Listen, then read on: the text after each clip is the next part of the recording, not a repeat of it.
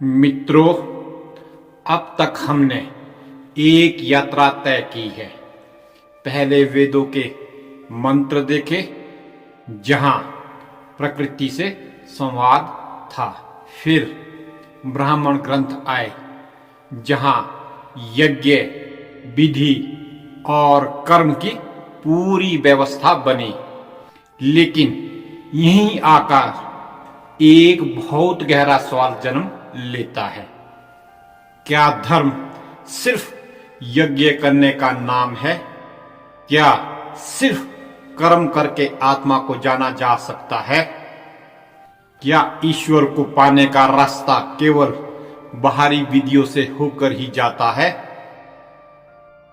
इन सवालों ने ऋषियों के मन को बेचैन कर दिया था, और यही बेचैनी एक नई दिशा की शुरुआत बनी।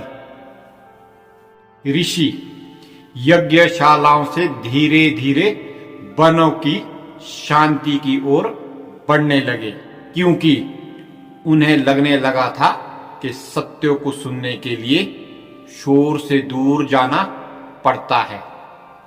और यहीं से जन्म हुआ आरण्यक ग्रंथों का।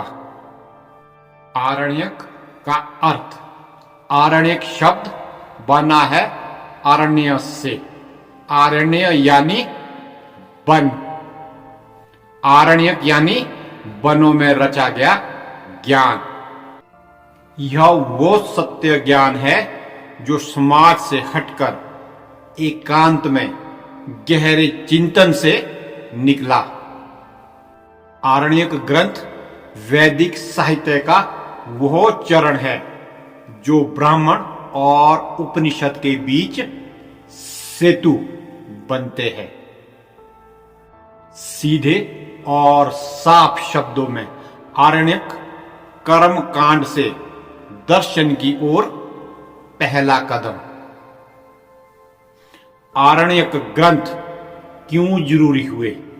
ब्राह्मण ग्रंथों तक आते आते यज्ञ बहुत जटिल हो चुके थे। विधियां बहुत लंबी हो गई थी। मंत्रों से ज्यादा नियमों पर जोर बढ़ गया था।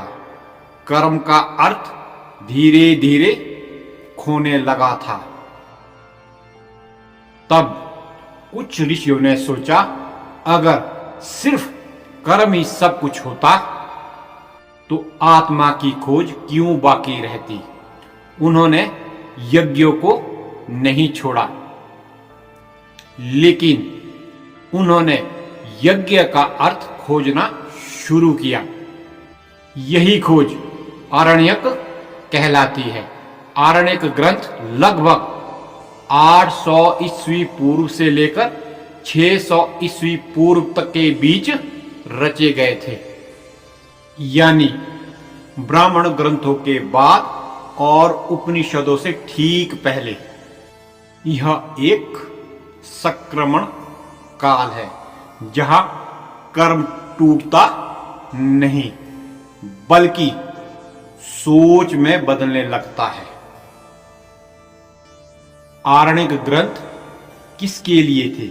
यह बहुत महत्वपूर्ण है। आरण्यक ग्रंथ गृहस्थ जीवन जीने वालों के लिए नहीं थे। आम यज्ञ कराने वाले पुरोहितों के लिए भी नहीं थे। ये वानप्रस्थ अवस्था के लोगों के लिए थे, जो समाज से थोड़ा हट चुके थे। उनके लिए थे जो जीवन के अंतिम सत्य को जानना चाहते थे। उनके लिए थे। इसलिए इन्हें वनों में पढ़ाया गया, जहां भीड़ नहीं होती थी, जहां शोर नहीं होता था, सिर्फ मौन और चिंतन था। अब इसे बहुत ध्यान से समझिए। कर्म अभी भी था, लेकिन अंधा कर्म नहीं। यज्ञ अग्नि में नहीं, मन में होने लगता है। देवता मंदिर में नहीं, अंतर आत्मा में खोजे जाते हैं। सवाल पूछना अपराध नहीं, बल्कि साधना बन जाता है। कर्म अब साधन है, लक्ष्य नहीं। यहीं से भारतीय दर्शन की वास्तविक शुरुआत होती है। प्रमुख आरण्यक ग्रंथों का संक्षेप में, सभी वेदों के अपने अपने आरण्यक ग्रंथ है। ऋग्वेद का ग्रंथ ऐतरेय आरण्यक, यह यज्ञों के गूढ़ अर्थ समझाता है, प्राण और चेतना की चर्चा करता है, बाहरी कर्म से आंतरिक ध्यान की ओर ले जाता है। यहीं से ऐतरेय उपनिषद का भी जन्म हुआ।